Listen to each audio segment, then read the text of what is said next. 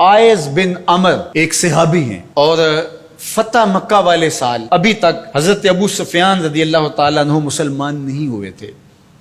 تو کسی نے ذکر کیا تو اس نے ابو سفیان رضی اللہ تعالیٰ عنہ کا نام پہلے لیا اور آئز بن عمر کا نام بعد میں لیا.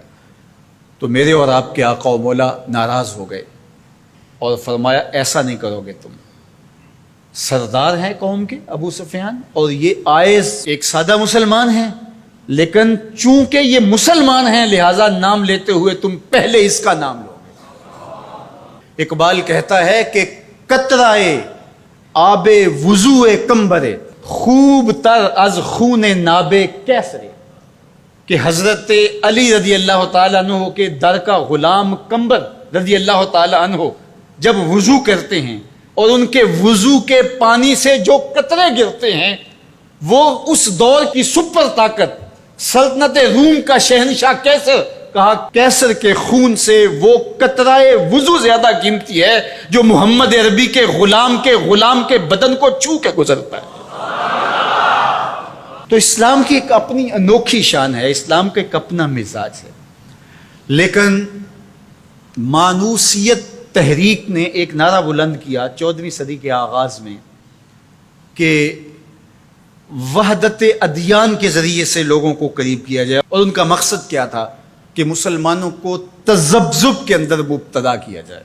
ان کو کہا جائے کہ دیکھو سارے دین کے ماننے والے لوگ ہیں، سب کو حق ہے، عمل کریں، کوئی حرج نہیں ہے، اور ایک دوسرے کے قریب ہوں، ایک دوسرے کے پاس آنا جانا رکھیں. اس طرح کے کچھ نعرے تراش کے جو ہے وہ ایک فکر انہوں نے دینا چاہی.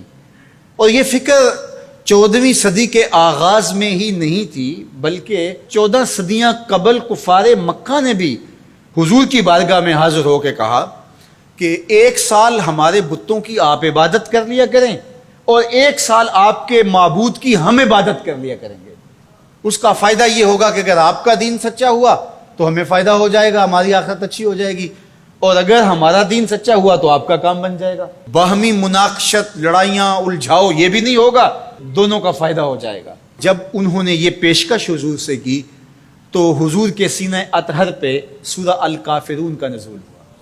قل یا ایھا الکافرون لا اعبد ما تعبدون، اے محبوب فرما دو کہ جن کو تم پوجتے ہو ان کو میں نہیں پوجتا، اور جس کو میں پوجتا ہوں اس کو تم پوجنے والے نہیں ہوں، اور جس کو تم پوجتے ہو میں کبھی بھی اس کو پوجنے والا نہیں ہوں.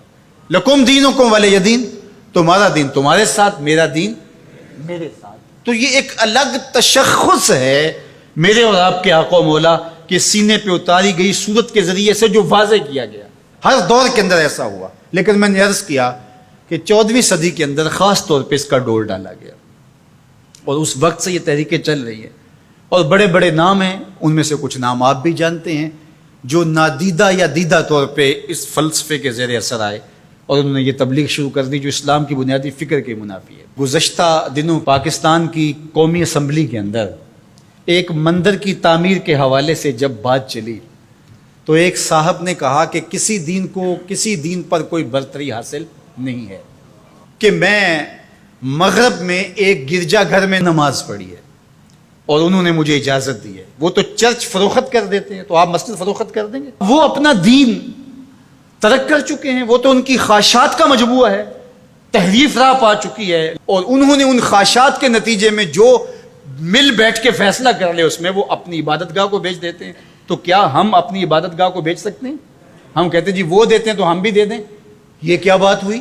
اگر آپ نے ان کی رواداری دیکھی ہے تو ذرا اس کو اپنے سیاسی کلچر کا حصہ بنائیے، تھوڑی سی وسیع و ظرفی کا اظہار کیجئے. مسلم لیگ کے دفتر جو ہیں وہ تحریک انصاف کے لیے کھول دیجئے کہ آپ یہاں اجلاس کر سکتے ہیں، اور تحریک انصاف سے کہیے گا کہ وہ پیپلز پارٹی کے لیے، ان کو کہیے گا کہ آپ نون لیگ کے لیے اپنے دفتر کھول دیجئے. وحدت ادیان تو بعد میں ہوگی، وحدت سیاست تو ہو لے پہلے. تم سارے مسلمان ہو، ایک ملک کے رہنے والے ہو، تو پتہ چلے جی یہ بڑے وسیع و ظرف ہیں. وہاں تم اپنے لیڈر کے لیے مر جاتے ہو، اور اسلام کوئی یتیم مذہب ہے؟ یہ محمد عربی کا لایا ہوا دین ہے. تم اپنے سیاسی مفادات پہ کوئی کمپرومائز نہیں کرتے ہو. یہ کیا تمہارا فلسفہ کہ انہوں نے اپنے چرچ میں اجازت دے دی تو ہم بھی دیں گے؟ میاں ان کی غیرت اجازت دیتی ہے، ان کا دین جو خود ساختہ ہے، اور حضرت عیسیٰ کو چھوڑ کے جو انہوں نے اختیار کیا ہے، ان کی تربیت ان کے نفس نے کی ہے، اور ہماری مسجد کے حوالے سے تربیت محمد عربی نے کی ہے۔ ہمیں تو یہ بتایا گیا سامان مسجد نہ برائے سوختن نہ برائے فروختن، مسجد تو مسجد رہی، مسجد کے اندر جو ٹوٹی ہوئی چٹائی ہے آپ اس کو بھی نہیں بیچ سکتے۔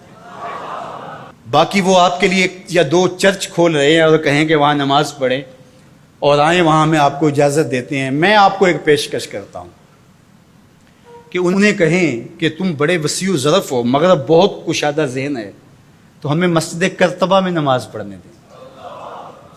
مسجد کرتبہ میں جو مسلمانوں کی بنائی ہوئی ہے، 10 مربع کلومیٹر پر پھیلی ہوئی وہ مسجد، اس کے باغات، اس کے احاطے، اس کے متعلقات اگر شامل کریں، حمام شامل کریں تو 10 مربع کلومیٹر پر وہ مسجد تھی، اور 1400 ستونوں پر پھیلی ہوئی مسجد کا حال۔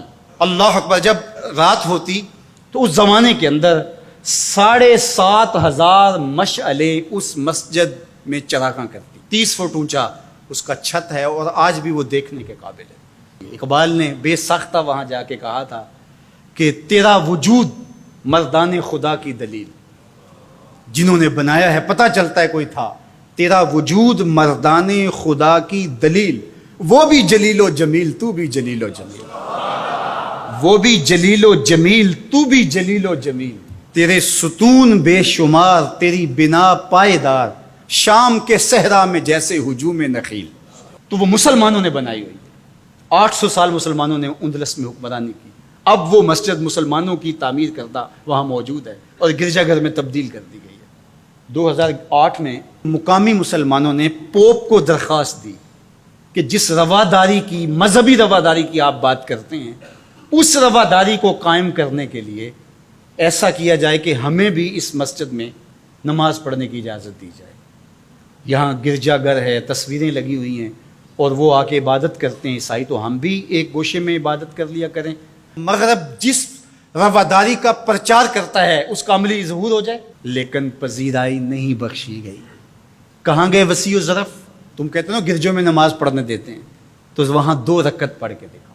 2011 میں اللہ نے توفیق دی تو مجھے شوق تھا کہ میں مسجد کرتبہ دیکھوں، بچپن سے پڑھتے آئے، اور مسجد کرتبہ کی یادیں خیالوں میں نقش تھی۔ تو جب میں وہاں پہنچا تو وہ دروازے پہ بتا دیتے ہیں کہ یہاں نماز کی اجازت نہیں ہے، تو اب وہ مسجد جہاں قدم قدم پہ اہل علم اور اولیاء کے پیشانیوں اور سجدوں کے نشان موجود ہیں، اب مجھے تو گوارا نہ ہوا کہ میں جوتا پہن کے جاؤں، تو میں نے جوتا اتار کے ایک سمت رکھ دیا اور مسجد میں داخل ہوا۔ تو سیکورٹی کے لوگ میرے پیچھے بھاگے اور کہنے لگے کہ آپ یوں نہیں پھر سکتے۔ میں نے کہا کیوں؟ کہتے آپ نے جوتے اتارے ہوئے۔ تو وہاں تمام مذاہب کے لوگ آتے ہیں، آپ جانتے ہیں کہ ان کے لباس بھی مختصر ہوتے ہیں، تو میں نے کہا انہوں نے تو لباس بھی نہیں پہنے ہوئے، تو مجھے اس کی اجازت دیتے کہ میں جوتا اتار دوں، انہوں نے لباس اتارے ہوئے۔ تو وہ کہنے لگے جی نہیں۔ میں نے کہا مجھے بات سمجھاؤ کس طرح۔ تو جو گفتگو ہوئی وہاں، جو میرے ساتھ ترجمان تھے ان کے ذریعے سے، وہ یہ تھی کہ چونکہ مسلمان مسجد کی تعظیم کرتے ہیں، اور مسجد کی تعظیم عبادت کا روپ ہے، اور وہ مسجد کو تقدس دے کر کے اس کی تعظیم کرتے ہیں، اور آپ نے جو جوتا اتارا ہے آپ کی نیت میں مسجد کی تعظیم ہے، یہی ہے۔ میں نے کہا بالکل یہی ہے۔ یہاں بڑے بڑے مشائخ اولیاء بیٹھتے رہے تو کس طرح میں اپنے جوتوں سے اس پہ فرش کو رون دوں؟ تو انہوں نے کہا جی ہم اجازت نہیں دے سکتے۔ تو ان سے بہت کہا، لیکن وہ کہنے لگے یہ ہو ہی نہیں سکتا۔ تو ہم ساری مسجد نہیں دیکھ سکے اور واپس آ گئے، اور 2014 میں پھر دوبارہ جانا ہوا، پھر یہی میرے ساتھ مسئلہ ہوا۔ تم کہتے ہو بڑے وسیع و ظرف ہے، میں اپنا تجربہ بتا رہا ہوں۔ تم کہتے ہو چرچ میں نماز پڑھنے دیتے ہیں اور وہ جوتے اتار کے نہیں جانے دیتے۔ او میاں، وہ تمہارے لیے ایک کھلونا رکھا ہے، تمہیں بہلانے کے لیے، تمہیں ورغلانے کے لیے وہ رکھا ہوا ہے۔ انہیں پتہ ہے اس سے بہل جائیں گے، اور وہ بھی شور جا کے کریں گے کہ ہماری مسجدوں میں بھی ایسا ہونا چاہیے، ہم بھی وسیع و ظرف ہوں۔ وہ تمہیں دھوکہ اور فراڈ دینے کے لیے کیا ہے۔ اقبال نے کہا تھا اندروں تاریخ تر از چنگیز، یہ بظاہر میٹھے میٹھے لگتے ہیں لیکن ان کا اندر چنگیز سے بھی زیادہ تاریخ ہے۔ تو جو گرجے فروخت کر دیتے ہیں، آج آیا صوفیہ کہ ان کو کیوں تکلیف ہو گئی؟ اور وہ سلطان محمد الفاتح نے خریدی ہوئی ہے، اور آج آیا صوفیہ سجدوں سے آباد ہو رہی ہے۔ آج وہ مسجد اذانوں سے پرنور ہو رہی ہے اور ماحول کے اندر وہ عجیب خوشیاں پھیل رہی ہیں۔ تو تکلیف اسلام سے ہے، وہ چاہتے ہیں کہ یہ تذبذب میں مبتلا ڈھیلے ڈھیلے مسلمان رہیں، خیر سے رہیں، ان سے کیا ہماری پریشانی ہے؟ مجھ کو پریشانی ہے تو اس امت سے ہے، اشک سحرگاہی سے جو ظالم کرتے ہیں وضو۔ تو آج آیا صوفیہ تکلیف کا سبب اس لیے بن گیا کہ یہ جو تحریک بپا کی گئی تھی وحدت ادیان کی، اور ترکی بھی ایک زمانے میں اس کا مرکز رہا، اور آج یہ ہے کہ وہاں آیا صوفیہ مسجد کی صورت میں بدل رہی ہے۔ لیکن مغرب خوش ہے کہ پاکستان میں مندر بن رہے ہیں، عربستان میں مندر بن رہے ہیں، اور اسرائیل کے ساتھ ہم عربوں کے تعلق کو مضبوط کر رہے ہیں، لیکن یہ تمہارا ادھورا سا خواب ہے جو کبھی پورا نہیں ہوگا، یہ وقتی ہوگا۔ انشاءاللہ وہ وقت دوبارہ آنے والا ہے کہ پوری کائنات پہ جھنڈا میرے حضور کا ہی ہوگا۔ ملیں گے سینہ چاکانے چمن سے سینہ